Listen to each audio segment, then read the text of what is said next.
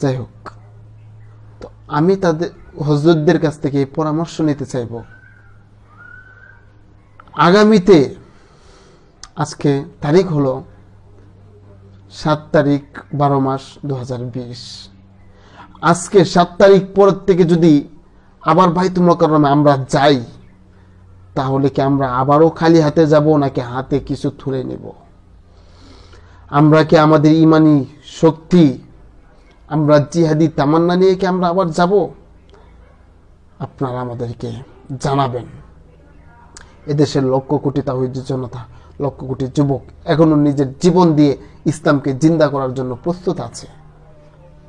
আপনারা কেন নত হবেন আমি বুঝি না। এই সরকারের কাছে আপনি কেন নত হবেন? এমন একটা সরকারের কাছে আপনি কেন নত হবেন? নত হওয়ার কোনো প্রশ্ন আসে না। আর জানি আল্লাহ মামুনুল হক জুনায়েদ বাবুনগরী দামাত বরকাতুহুল আলিয়া তারা নত হওয়ার পাত্র নয়।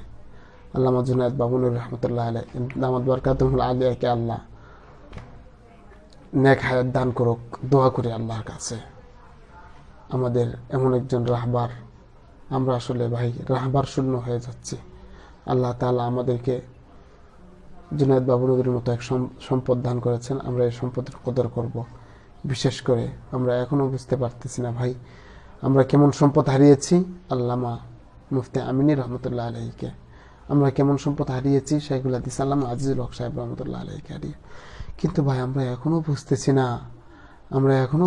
না আমাদের মহান সম্পদ, আমাদের এক অমূল্য রত্ন আল্লামা মামুনুল হক সাহেব রহমতুল্লাহ দামাত বরকাতুহুল আলাইহি।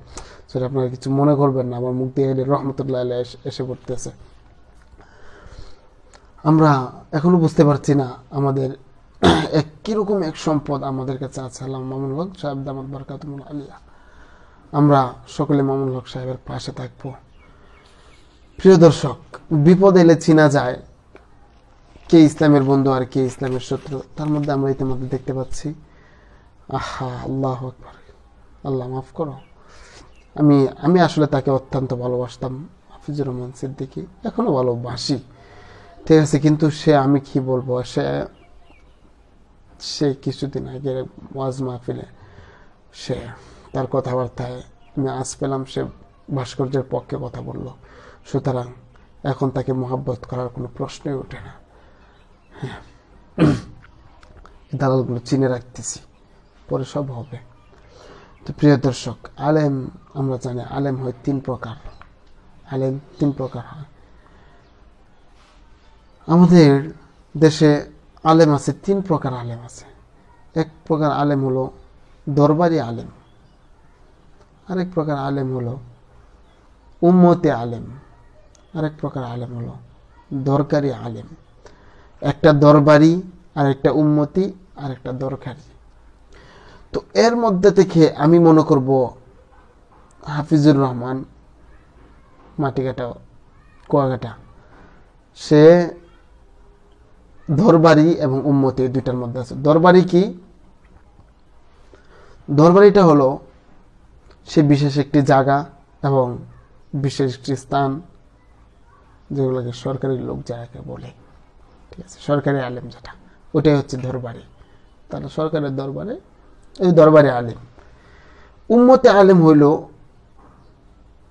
বৃষ্টি না হলে আজকে জনপ্রিয়তা দেখায় দিতাম, ওটাই হচ্ছে উম্মতে আলেম। মানুষ তার দিকে বেশি, এই জন্য এটা আবার কোনো উপায় নাই যে সে এখনো হকের উপরে আছে। প্রিয় দর্শক, দরকারি আলেম চিনতে হলে জুনায়েদ বাবুনগরের দিকে খেয়াল করবেন। দরকারি আলেম চিনতে হলে আল্লাহ মামুনুল হক সাহেবের দিকে খেয়াল করবেন। দরকারি আলেম চিনতে হলে মনসুরুল হক সাহেবের দিকে খেয়াল করবেন। আল্লামা শেখ মাহমুদুল হাসান সাহেব দামাত বরকাতুহুল আলিয়ার দিকে খেয়াল করবেন। তাহলে দরকারি আলেম চিনতে পারবেন। প্রিয় দর্শক,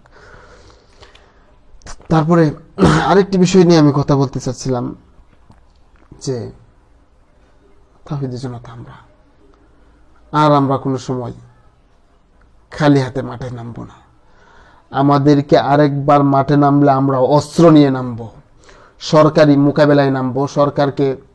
সরকার যদি তার এই অবস্থার উপরে অটল থাকে, সে যদি তার এই অবস্থা পরিবর্তন না করে, আমরা জিহাদ করব, সংগ্রাম করব।